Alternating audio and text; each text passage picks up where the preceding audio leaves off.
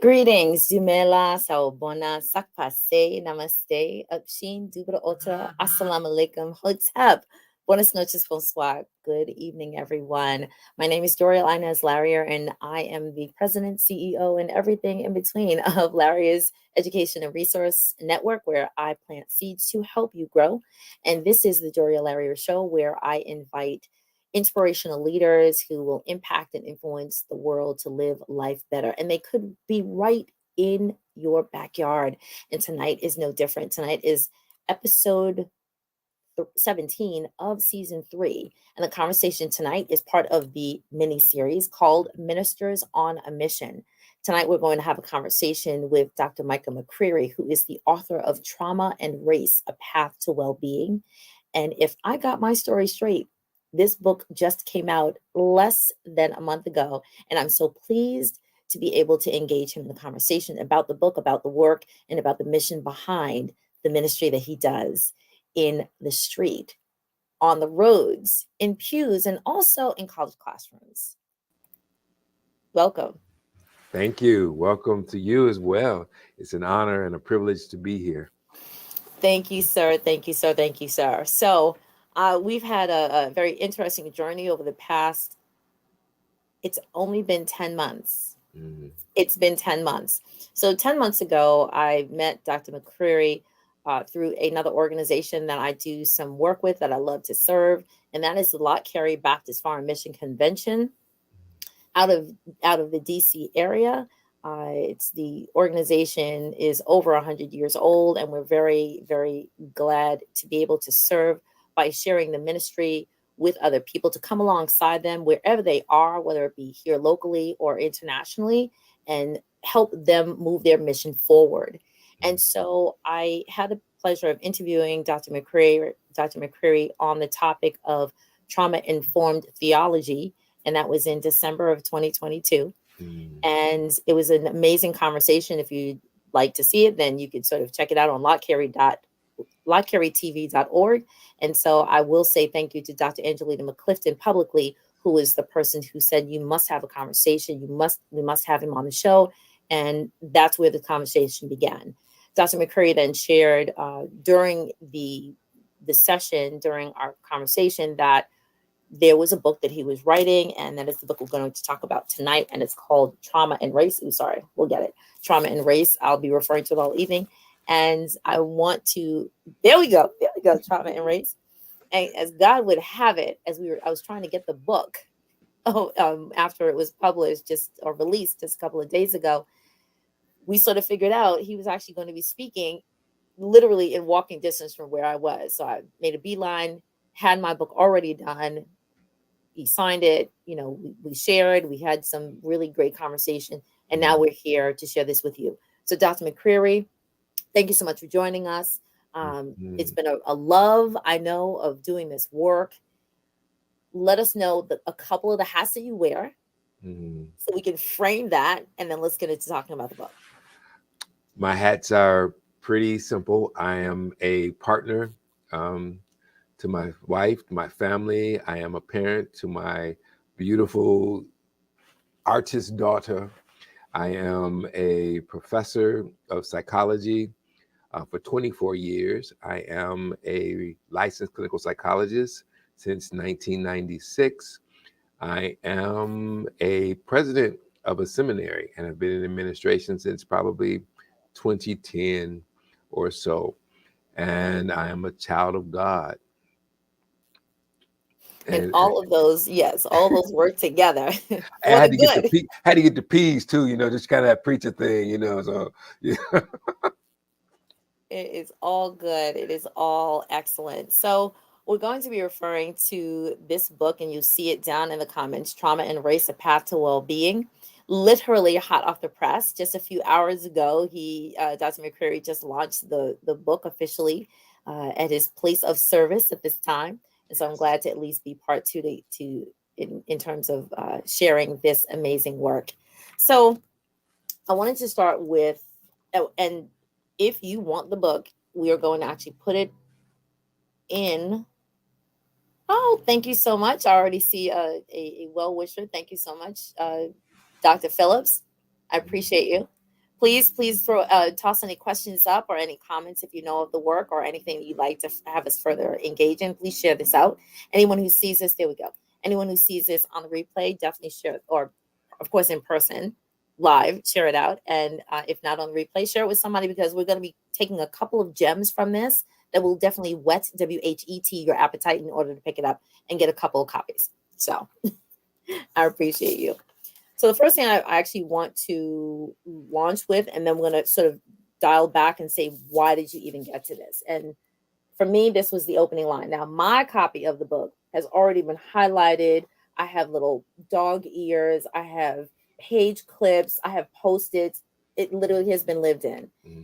I started reading it Saturday evening, about 5 o'clock, 5 p.m., finished about maybe 6 of the 8 chapters by 11:30 p.m., and then woke up Sunday morning at like 7 and got through. And I literally only have half of the last chapter to do. So it is a page turner. Let us begin. We know you were hurt by systems of oppression. We realize your lands were stolen and your properties were devalued, and we acknowledge the unfair treatment you received. But that was then, and this is now. Let's move on. This is on page 100. Yeah. When it hit me, I had to stop and say, haven't we heard that phrase so many times before in a variety of places and spaces, whether it be pertaining to, let's just say, racism and segregation, whether it be, of course, the extraction of people from one land and brought here and like, hey, you should get over it. You should be glad that you were here. Oh, maybe actually you benefited when you got here. Who said that? Let's move on. From the roles that you had to fulfill. Maybe it has to do with some sort of a gender inequity, an expression of inequity. Maybe it has to do with power struggle in its many layers. And when people hear that, it doesn't matter how quote unquote old and, as you say, the soul wound is, it's still raw. Even though it's been sewn up, even though it's been plastered or fastened by a rod, if it was a broken bone, it's still sore. Yeah. So I want to start out with, there are many different layers of trauma. Yeah. And you also talk about Kimberly Crenshaw and intersectionality. So why don't we sort of dial back and say, how did you get in this work about trauma, and why is it your focus, and what brings you to write this book? And then we'll talk about some other points in the book. Yeah. And thank you for that. There's so much there to unpack. I think I'm talking to ALANAs who have trauma. ALANAs is a term I use, not Black, Indigenous, people of color, but I like to look at it African, Latino, Asian, Native, or Indigenous Americans. And so you include it that way. But I'm speaking to ALANAs who are therapists, but I'm also speaking to non-ALANAs and non-ALANAs who are therapists, because if we're going to heal this nation, if we're going to heal, it's got to be done collectively. We've got this thing where we used to be one. Most traditions start with one person being created, and then you get all these other folk being created, but we've gone to now where there are all these divisions, and we create divisions. Race is used to divide quite often, which is why I actually talk more about socio-race than I do race in the book. It's used to exclude. And so that kind of term like you use about letting it go, to me, what happens is that unhealed persons in particular can't take the pain of somebody else. And so I'm going to minimize and castrate you from your pain because I can't deal with it. And what has to happen in order to get healing is that both broken people have to come to the table, and together they heal the brokenness. And that's what I'm really pushing for is let's stop casting blame. Let's stop looking at these superficial fixes for things, and let's go deeper. Let's go underneath and really deal with what's going on, so it can be dealt with. And that's my problem. When I started doing this work as a supervisor and as a therapist, as a person who survives trauma, I think I talk about it in the book with one of my early supervisors, Carl Whitaker, who was a white male. And Dr. Whitaker saw me doing therapy and literally called me out of the room and said, "Who is that person in the room? What are you doing?" And literally said, "Go in and make crazy. Go in and create an environment for transformation." And that, we call it the protagonist in family systems therapy, where sometimes I have to be the protagonist. I have to be that person who pushes somebody until they push back. And so you develop the relationship first, and then once that's developed, you do things that push a person.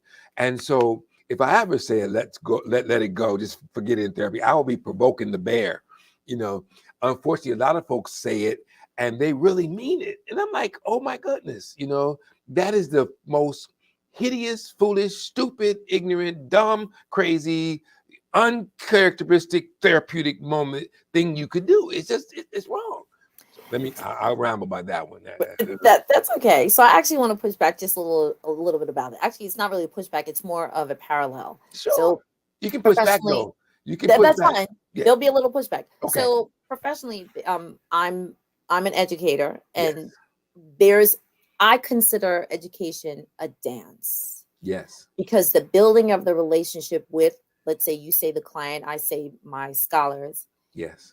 there's this push and pull, there's this lean back, lean in, because I don't really know what it takes to get the client, my scholar, Mm-hmm. to shift, to move, to level up, to Mm-hmm. elevate, to give me back when I'm trying to, educross, right? To Mm-hmm. pull out. I'm trying to pull out.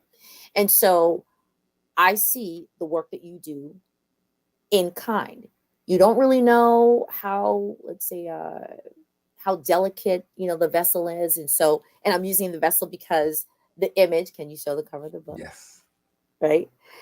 If I'll anybody show, knows. I'll show a real bowl, which actually has the mending in gold. Yeah. Oh, So beautiful. when it's broken with kintsugi, when the bowl's been broken, it's mended with gold and bronze. And so that's what that book really represents, is the broken pieces being mended together with gold. And gold for me is spirit. Gold is earth. Gold is the best of us. And when you take that and mend it, you get a bowl. It's got all the, you can see where all the Oh, broken pieces goodness. were put together by that. Yes. Beautiful, beautiful. And so actually I was going to refer to a book that I was introduced to a long time ago. And in the title, it says something like, "We are all cracked pots." Yeah. Yeah. In God's garden. And so you don't really know like how much you kind of, again, like have to push and shove and nudge. Unfortunately, parents think, "Oh, I'm just going to send my child and the teacher's going to figure it out." Give us a little bit of info, Yeah. and with your work, you have to, like, you dance lightly. Sometimes you have to do a little jitterbug. Sometimes you have to Mm-hmm. do a little waltz. Sometimes you have to do a little two step, whatever, in order to get, from your client, or from the person you're working with, that which you need to figure out what is the next step. Yeah. And so when you talk about developing relationships, and then once you sort of find the in, right? Like Mm-hmm. you've got your foot in the door. And in the text, you talk about all of these very creative ways that you use to, number one, get the person or the people to work through the issues and the trauma that they have gone through or are going through. Mm-hmm. Either they lived the Mm-hmm. experience or they are Mm-hmm. living the experience. And then you use a variety of amazing creative ways to help them process, make Mm-hmm. sense, and then move to the next step. So let's shift into that. Okay. So you took a trip through, that Yes. was sponsored through how, we first became connected through Lot Carey. So tell us about that trip, and I'm going to spotlight you. Tell us what was the trauma that occurred at that Mm-hmm. time, or was occurring at that time, the creative ways that you attempted, without possibly the full knowledge of the politics of the people, and then how you worked through that and how Yeah. God intervened. Yeah. That's what I want you to talk about. So after the 2010 earthquake in Haiti, I was dispatched to go over and to meet with about 300 people or families up in one of the mountains.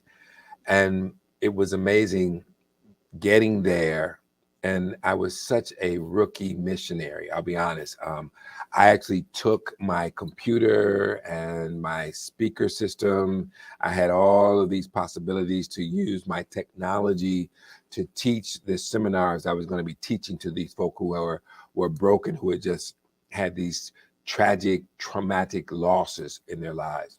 And so I'm there, and I remember getting off the plane at Port-au-Prince and literally seeing the Capitol leaning, and the runway. We had to get off far away from the actual terminal because we had to walk to the terminal because the runway had been destroyed.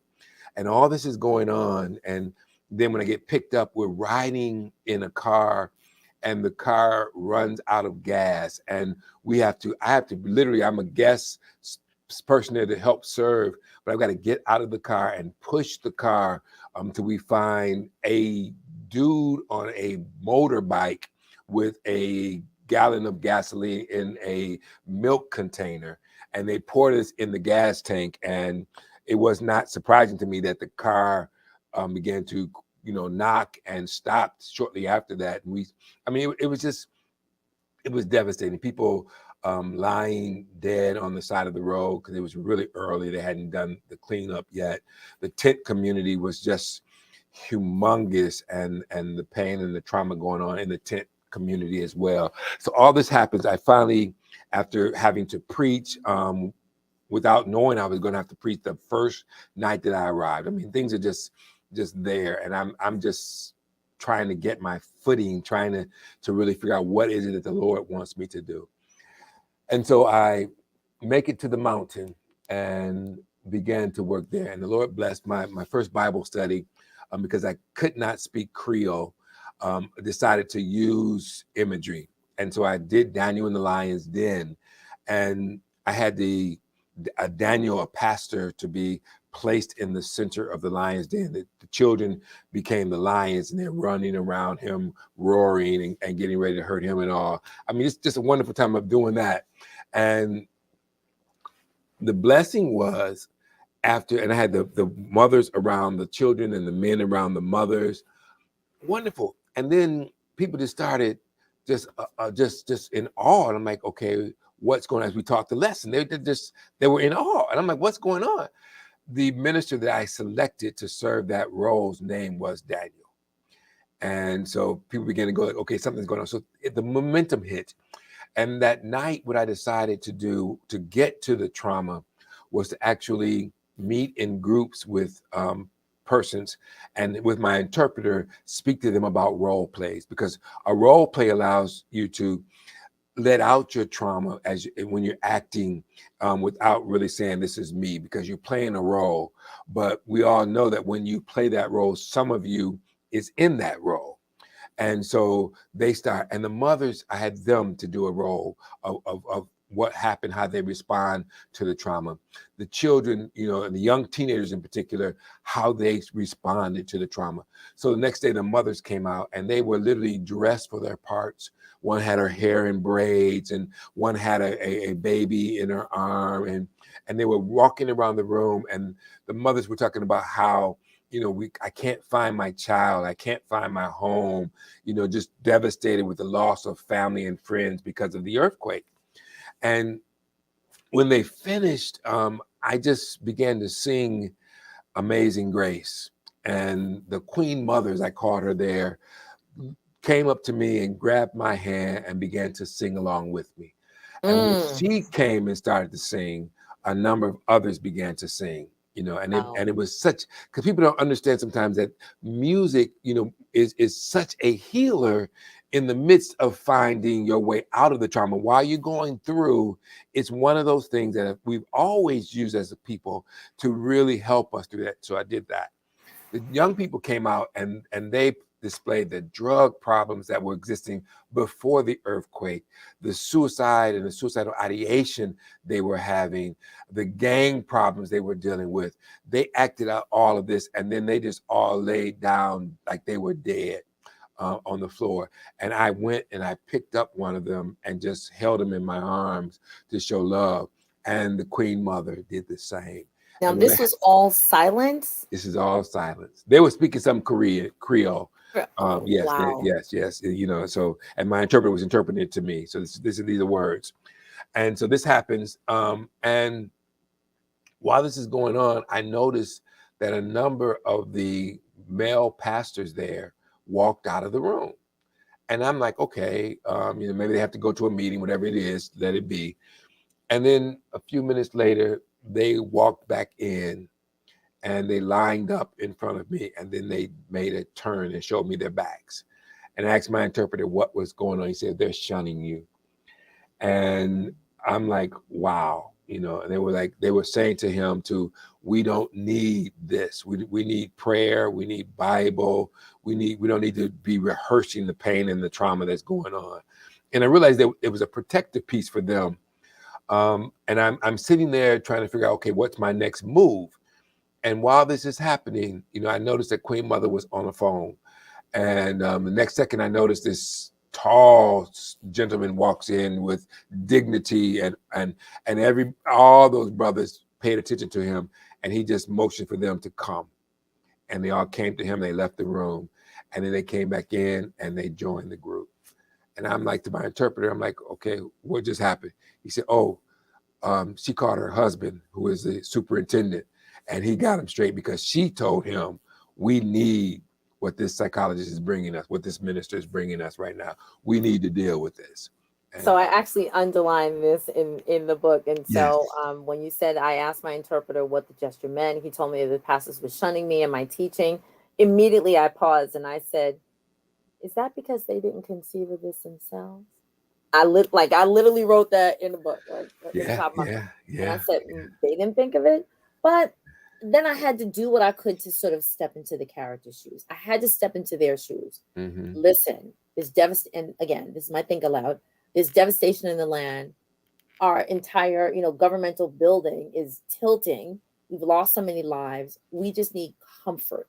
We Yeah, just yeah, need like the band-aid. We need the balm in Gilead. We need the salve. yeah, And here you go, like, this is drama class? Like, I don't get this. Wait, you're getting them to actually feel. How you gonna come in my land and do that? mm-hmm. That's our job. Yeah, And yeah, that's what I went through, which is why I said it's because, but then again, if they're like, we need people to be aware so mm-hmm. that we can move on, Mm-hmm. let's do that. But the deep digging and process work, Yeah, I don't know if we have time for that. And that's what I was getting from yeah, that. yeah. And But and mhm. it's amazing because it's always important to look at what are the false parts of the self, the pieces of us that are really remnants from our brokenness, remnants from our pain. The I call it the cool pose that brothers put on, which is a protective, Mm, piece that we put on to not let anybody get close to us. I mean, it's all a part of the jockeying, being. And when you've been bamboozled enough times, you come up with these ways of acting out strength that's not really there. And so they were trying to put me in my place because they didn't know their place. You know, they that that was it's a wonderful piece of the equation when you recognize and you see this is pain. It doesn't belong to me, and I'm not going to own it. I'm not going to pick it up, but I'm here to help you with it if you're willing to own it and begin to do the work with it. And that's the piece for me when it comes to trauma and race is it's there, but walking in denial is not going to get rid of your inability to sleep, your being triggered by things that have happened, the memories that you have of these experiences, the generational ways this has continued over generations. It's not going to go away.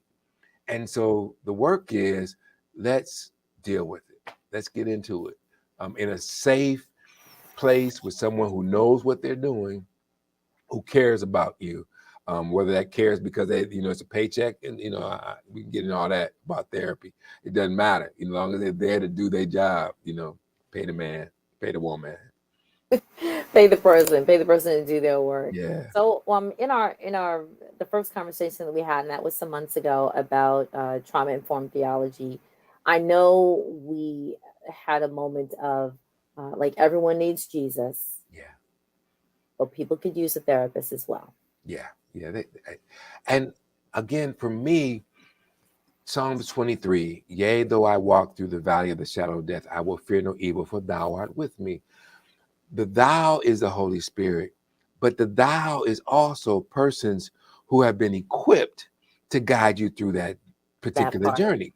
Mhm. The thou are people who've actually had trauma and understand, because for me, journeying through valleys is an unknown sometimes. You have no real clue what's in the valley. And so only a person who's comfortable with the unknown can guide a person through the unknown, you know. Wait, if you see me go on mute, it's because I'm actually going to write down what you said, because that was very good. So actually, I want you to say more about those who have been in the valley Yeah, know better. yeah, So, of course, you've done your due diligence. You've done this work. Remind us all yeah. those communities that we are aware of, but it doesn't become apparent to us until we Mm-hmm, have to, unfortunately, until we have to almost walk in that space and then mm-hmm, say, who would I trust? But someone who has done this work. So while you talk about, let's say, DSM-5, mm-hmm. and one of the Interact. paradigms or frameworks that Mm-hmm, you've used, like SAD.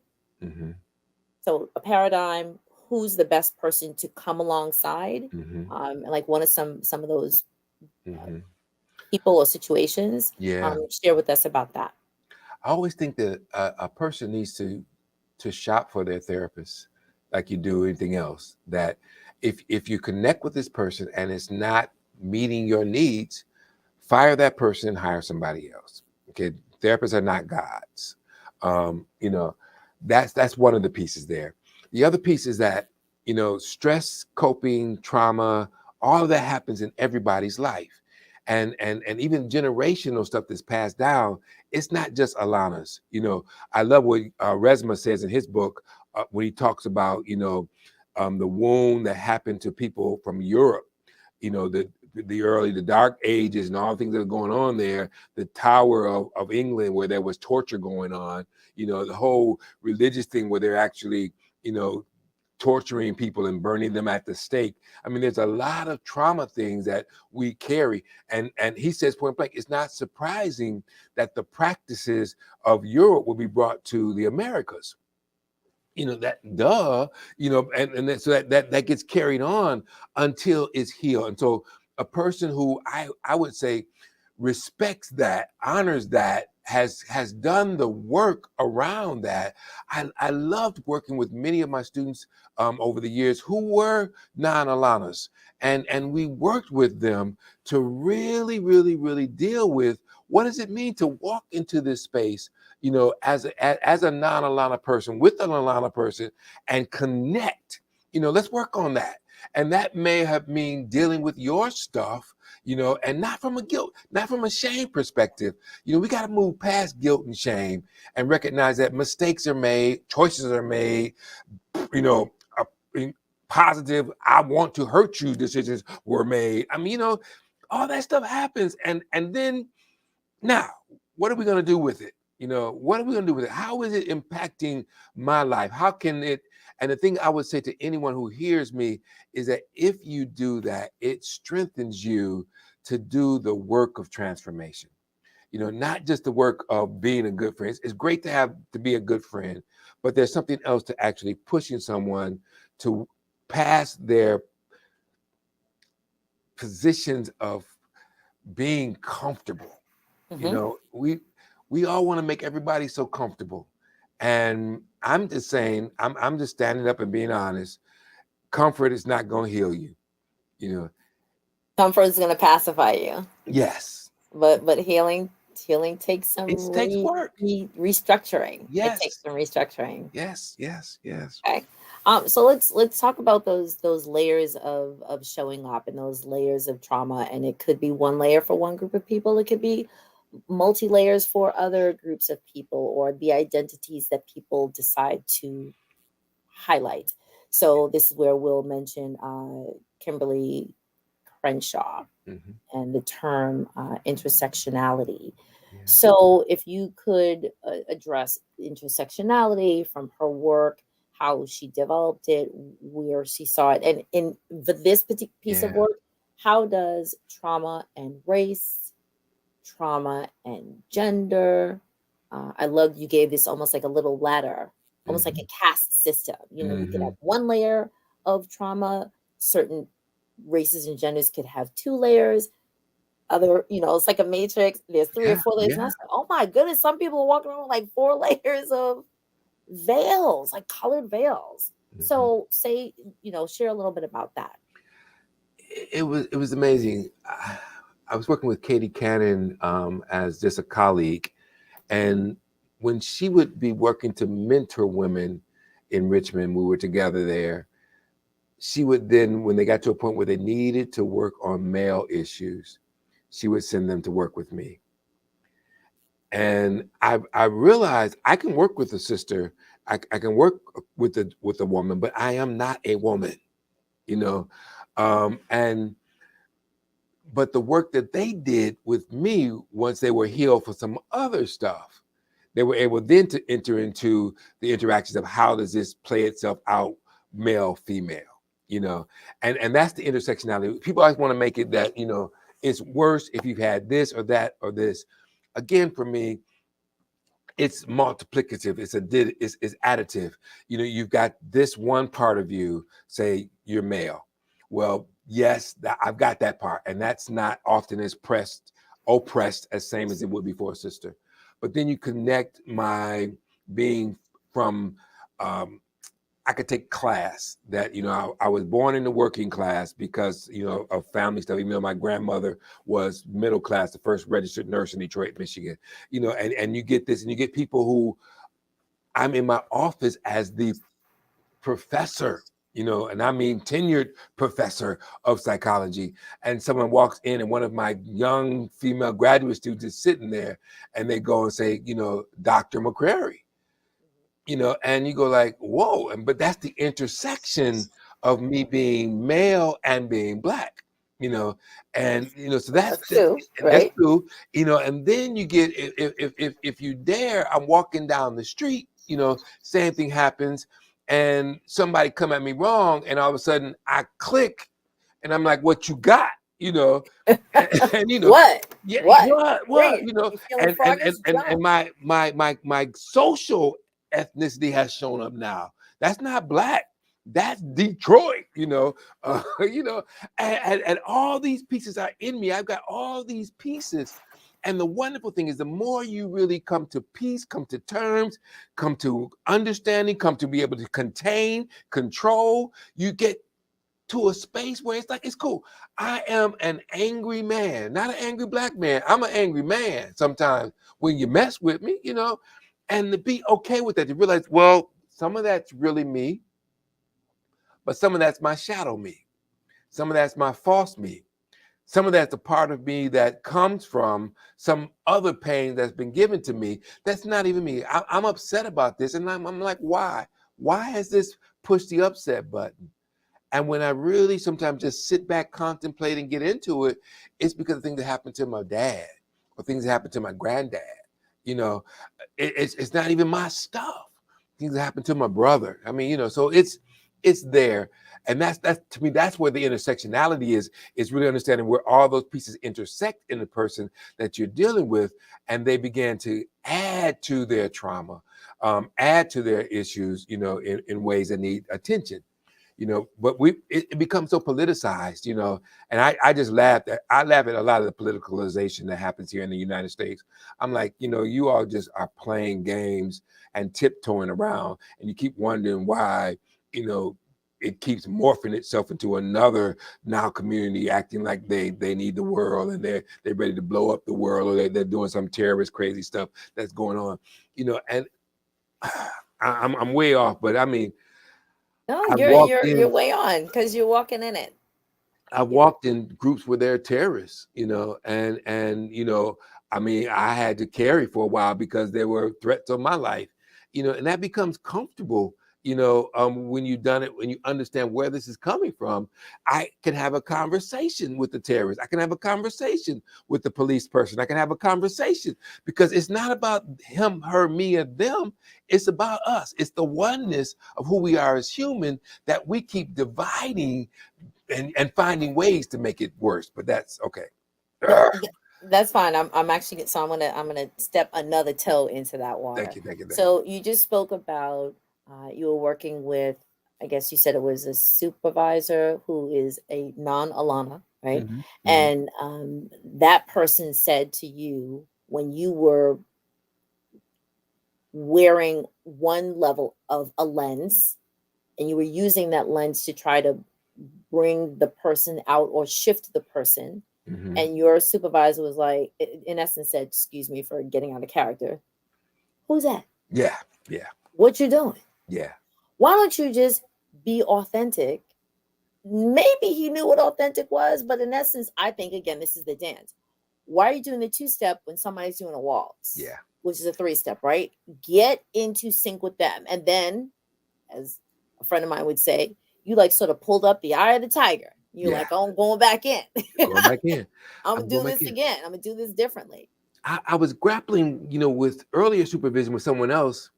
I prayed a prayer with somebody and I got laid out because that didn't belong in the therapy room. And you're overusing your prayer, you're leaning on this technique. And and so much in psychology, the division between spirituality and psychology at one time was pretty big in the minds of people. I don't think it was ever big in the practice, because when you're working with people's souls, you're working in spirit. When you're working with people's memories and past and heart, you're working in spirit. So that's never been there, but it was seen as bad to be spiritual. And so here it was with me. I'm picking up spiritual things in the room, but I wasn't equipped enough to know this is really because of past supervisors in your head. And the new supervisor gave me permission to move past the past stuff and just be and do, you know. So right. So then let's talk about that permission and Yes. the permission to weave together spirituality and psychology. Hmm. Hmm. And thank you for sharing that you received the permission Yes. to meld the two. Hmm. I've spoken to other peers of mine and colleagues of mine who say the same thing. I know that this person has a religious layer to them, Hmm. but because we're talking about a therapeutic space, I can say you can tap in if that's your. But I, as the Hmm. practitioner, I Hmm. cannot tell you. Let's say how. Yeah. When people are going through what they're going through, and if yes, if the person, let's say, mirrors their Alana essence, Hmm. I know that may not be the technical term, but I'm Hmm. saying that, I like it. or something that is aligned to them, because if someone is, let's say, of indigenous African, and maybe they meet somebody who really gels with them, Hmm. who is like non-indigenous African but is still part of the Alana group, there's still a level of comfortability because there is what a layer of familiarity with a type of struggle or trauma that may not necessarily be perceived Hmm. by Hmm. someone who's not in the Hmm. Lana group, unless they bring it up with gender or class. Yeah. I think I said that right. Yep. Right? Yep. So they go to a space and they're saying, okay, hey, I'm gonna work, or let's try to work this out.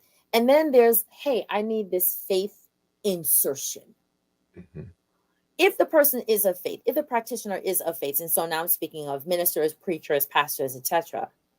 If that is your line of work, then do that. Hmm. But if that person says, hey, I'm starting to talk about X, Y, and Z, which is not a part of what you're outside of pastoral Hmm. clinical training, Hmm. go get your partner. Yeah. Go get your partner. But you are an example of like the double blessing where you've had the spiritual role Yeah. and you also have the psychological and the Yeah. therapeutic role. Yeah. So it's almost like a trifecta. Yeah. I praise the Lord for that. That's just the gift God has given. Right. But It. now how, oh, Yeah. I'm gonna press you, but how then are you taking that trinity, Hmm. no pun intended, but that triune Hmm. lens, that's a better one, Hmm. and now share the benefit of that Hmm. with other either therapeutic practitioners or psychologists or ministers. Yeah. Yeah. I think from a therapy perspective, you've got to become good with the instrument that God has given you. And the number one instrument that we have as a therapist is the self. And so I am the instrument of change when I'm in the room. And so I have to have techniques, strategies, models, methods, way of proceeding over the period of time. Ways that I want to establish the relationships, ways I want to push a person deeper, ways.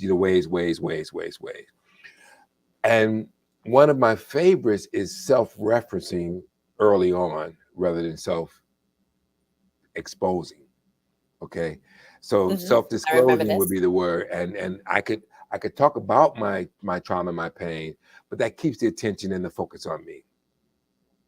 But if I use self-referencing, I'm going to reference the emotions around my memories, around my experience, never bringing them up for me, but connecting them to that which the person in the room with me is dealing with, and help them to deal with it from my knowledge and my experience and my feelings of that.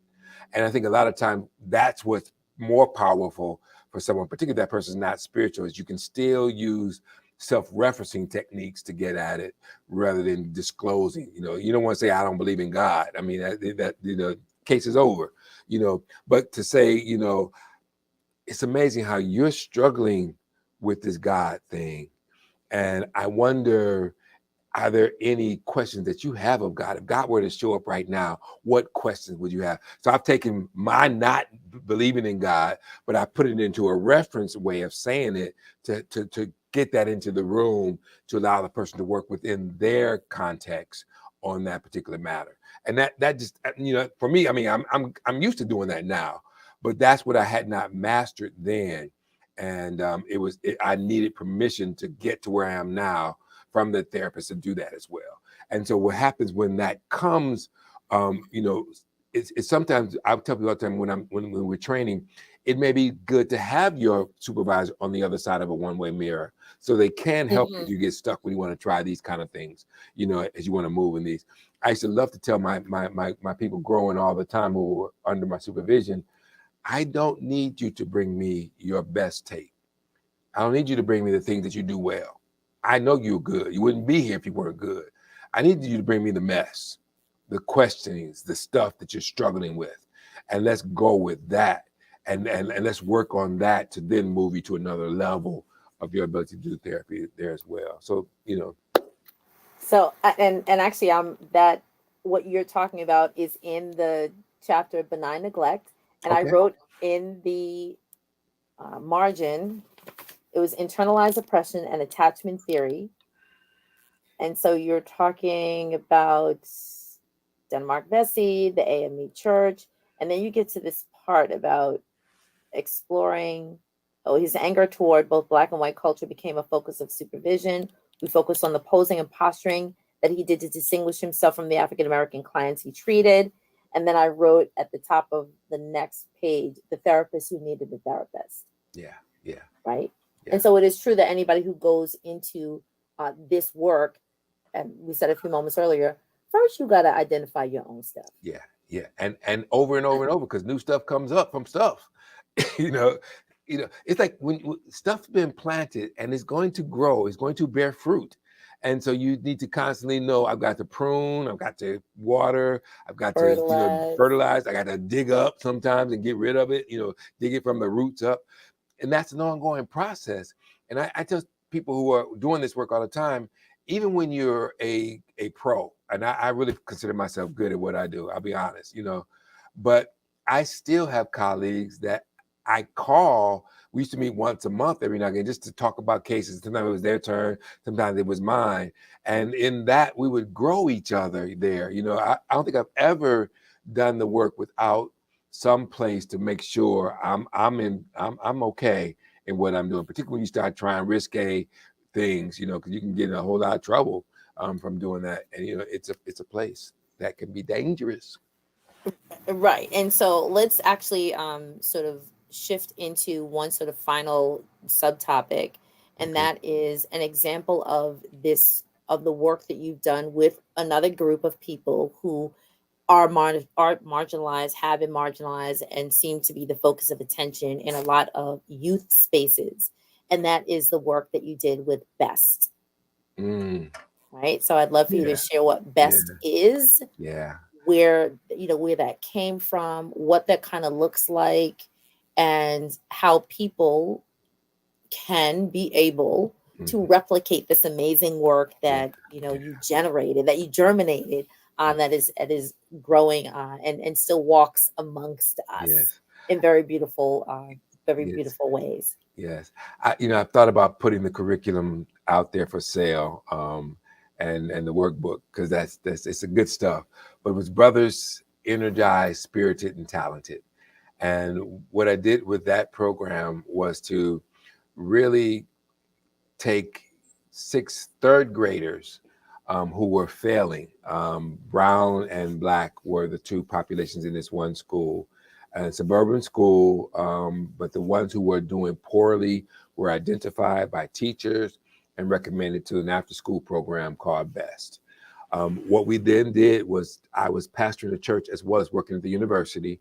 And so the pastor part, we brought them to our campus, green, 19 acres, 6 buildings, just a wonderful place about a couple miles from the school. And there they were in the after school program. My staff at the church ran the intervention had a STEM component to it. We had robotics, we had art. I taught martial arts, to them.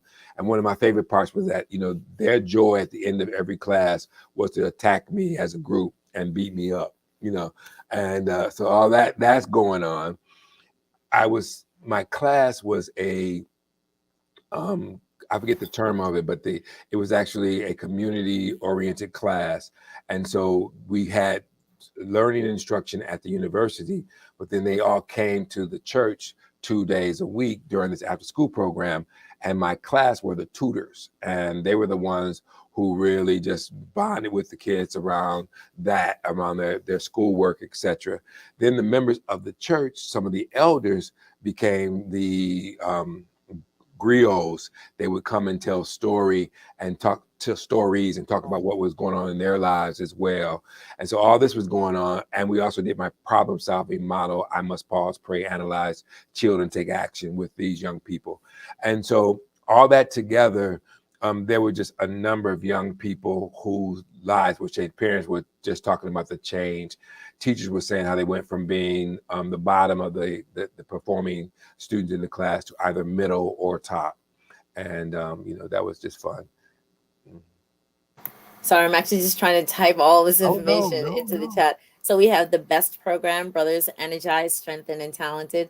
Listen, like who would not want to take out their aggression on their teacher, right? Somehow, so way, but in a safe way. But of course, you're also, like a black belt or something like Oh, that. And so, yeah. yeah, you can totally handle yourself. But I think these are very amazing opportunities to be progressive in our thinking, right? As Mm-hmm. we think of not staying stuck, not utilizing, or not believing the only thing that we can access is what was used or considered in decades prior. And of course, and I mentioned the DSM because again, it's an official reference material that is Mm-hmm. basis for clinical work. Mm-hmm. And whereas certain behaviors, certain traumatic events would have been considered, and I don't know what the strata is. I'm going to say that, or what the tier is, but just very extreme and uh, like almost unhealable. Mm-hmm. Now with a variety of new strategies, new avenues, and also new people in the space, Mm. behaviors are observed and interpreted based on the history of the trauma. Yeah. So, as you said, if we're speaking to non-ALANAs and then walking into a space or a situation with, let's just say, white males, and they're going to do some work with young black males, somebody has to tell the white males, so let me just check your if and I know there's probably a phrase of it, like your emotional quotient or your cultural quotient. Mm-hmm. Let's just review before you walk in the door that you recognize when you see these shoulders like this, or you see this projection like this, or if you see the person lean back or lean in their hip or sit, that's a sign. Mm-hmm. The same, and I'm a female, and so I have to look at young females in my environments, and how young Black females, let me be specific, are now pinpointed as, oh, they're being, and our parents would say, you're being fresh, Yeah. Yeah. or you're being uh, like, not snippy. Snippy is not the word. Sassy. Sassy, right? You're being sassy, and actually, that's not even a word we've really used, but Mhm. there's another word that we use for it. Yeah. Like, oh, Oh like yeah. you're being sassy, right? Or you're trying to be smart, but Yeah. not smart academically, but smart like you think you know. And I, being a part of that group, has to say, actually, I can kind of tell a layer of this. She's trying to defend herself. She's Yeah. trying to stand up for herself. She doesn't want to be taken advantage or walked over. And I could probably say, let me ask you a question. And based on the question I could ask the young lady, it would start to pick at, well, the last time when people speak to me like this, or it is this gender or this age group, or it was this power struggle of a situation that I've lived before that I don't want to get torn up again. Hmm. So when I hear this trigger word or Yeah. phrase or Yeah. posture, and if people don't know that, they'll be like, why, why aren't you looking me in the eye? Yeah. Because we don't do that in our culture. If an adult is speaking to you and they're chastising you, no, it's considered disrespectful Yeah. Yeah. to look up into an adult. Like, do you know that? Are you aware of that? Mm. So let's sort of wrap up with, you spoke about the creative ways that you have infused into your practice strategies to sort of pull, or get people to Mhm. process their pain and their trauma. And there were a couple that I thought were, I questioned them because I said, really? Like, what would be the reaction of people being given this tool? And then you're like, oh, work on this. Like, I'm not in kindergarten. Why are you giving me this? So, do you know what I'm talking about? Yeah. Yeah. Okay, Yeah. so let's talk about two or three of them, and like the initial response I'd love to hear, Hmm. from a racial perspective, Hmm. from a gender perspective, in terms of processing the trauma. Hmm. Yeah. I mean, one is puzzles. Mandalas. The You That's know. what I was thinking about. Yeah. Yeah. I loved it. I worked particularly with a substance abuse population for a good while, and that Hmm. was just one of the things that we did. And again, what it does is it takes the focus off the consciousness, particularly when your body is telling you, I want to use again. You've been triggered now to really want to get involved with substance again. And the reason why we quote, the serenity prayer is that that's in there to help during that time. And so I'm like, dialectical behavioral therapy is where that kind of grows out of. That's one of the things that was there, is to really just help that person figure out what are some other ways of having a way out of my triggered moment. So to sit there and to actually color, if you really get into it and really look at how to do it well, it can really give you just that pause. For me, it's back to what Viktor Frankl said: there's a stimulus and there's a response, but in between every stimulus and every response, there's a pause, there's a space, there's a time where you can decide, okay, this has happened to me, how am I going to respond to it? What is it? I'm gonna freeze. I'm gonna fly. Yeah. What's the third one? Fight. Fight Yeah. Or or freeze. freeze. Flight. Right. Okay. Yeah. Yeah. Flight, fight, or freeze. you know and when that, you look at you, scholar, you Excuse me, get an I'm A for telling you, class. the book is all page flags. I got two different highlighters. If you saw my picture, I was not playing. Yeah. Oh, Yeah. so wait, so let me say that. And I actually was supposed to say this in the beginning. And when I first met you like a couple of days ago in person, and you said, okay, I want to know your thoughts. And I was like, so before you get this book, hold up the book, hold up the book. So this is my little plug here. No matter if you are, this is my commercial, no matter if you are a practitioner or you're the person that needs a practitioner, if you read this book, you're going to need a couple of things. First of all, you need some colored pens. Second of all, you need some page flags. Third, you need some post-its. Then you need a comfy blanket. I told you this. You need a cup of chamomile tea. You need a cozy, like the cozy blanket and some warm slippers. Yeah. And Yeah. you need the afternoon sun and the phone turned off, because once you delve into it, Mm, once you just start reading, it literally is captivating. And I'm going to now sound like a grandma from the South, from kiva to kiva. mm, mm, That's why I did not recognize that I was reading from 5 o'clock until mhm, 11:30, and mm, again I had, and this is 160 168 pages. I think I got up until 130, mm, but that's because I read things twice, and I had to go mhm, back. Every page I had to go back to a mhm, section and highlight, underline, and take notes and like mhm, annotate. That's why it took me that long. But it literally opened the door for how people process mhm. and have permission Yeah. to process their lived experiences based on the layers, based on Yeah. the intersectionality. Yeah. Look at what happened to you and how you're thinking about it based on gender. Did someone allow you to say, you know what? You don't have to be forced to give your uncle so and so, a hug and a kiss when you that person makes you feel creepy just because he's your Mhm, uncle. And mhm. now you have the permission to say, I don't want to do that. Yeah. And it's okay. You have the permission based on race to, yeah, if you're walking down the street in your own neighborhood and you want to take a jog by yourself, you have the permission when someone comes up to you to say, what are you doing here? To say, I don't have to answer you. Mhm. But if you want to know, I live here, and that's that, and keep moving Yeah. Yeah. without fear, Yeah. right? So it's great that people are allowing the permission to occur. And this is another text, and I said it to you, and I'll say it again. Again, whether you're working in the clinical space, you're thinking about working in the clinical space, Mhm, you are in ministry, you're in any sort of social counseling services.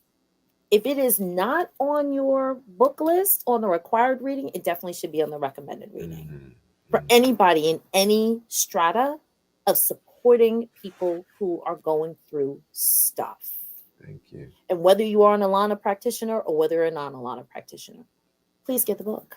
Mm, thank you. Yeah, it was a joy to birth. It's I was so busy doing all the professoring, the pastoring, and the practice that I didn't have time to write it, but just kind of held it in here, and it was fun to let it out and to share it. I think it triggers me even still, and it triggered my mom, who said she should be talking with me on every one of these talks because she's so much in the book.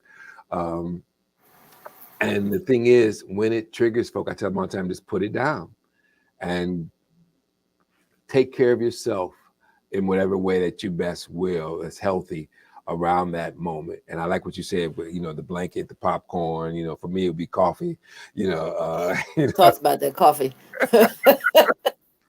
yeah, me with coffee, go me with coffee. And I can actually go to sleep with a cup. Because I'm hyper anyway. So it has that paradoxical effect that happens when you put a stimulus with a, hyperactive person. Anyway, no diagnosis of myself.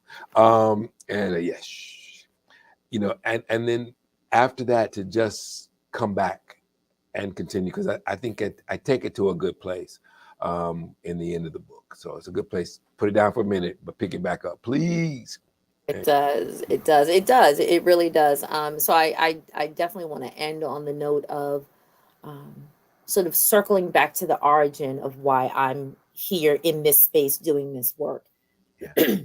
And sometimes I reference it, and this is perfect. So I started this idea maybe about it maybe 10 years ago or 15 years ago of having a, now the phrase that we call it is a safe space, or Mm, having an outlet where the things that I was thinking or processing in certain communities that I live, operate, walk, talk, that certain people weren't having those same conversations. Or mm, if I asked questions, they would say, well, why are you thinking about that? Or you're thinking too much. And my immediate response was, well, maybe you're not thinking enough. Because if I'm thinking about it, where did I mhm, get it from?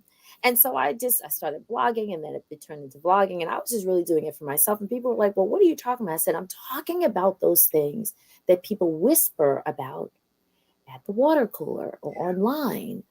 But then when they get to the heart of it, they're like, we shouldn't be talking about these things.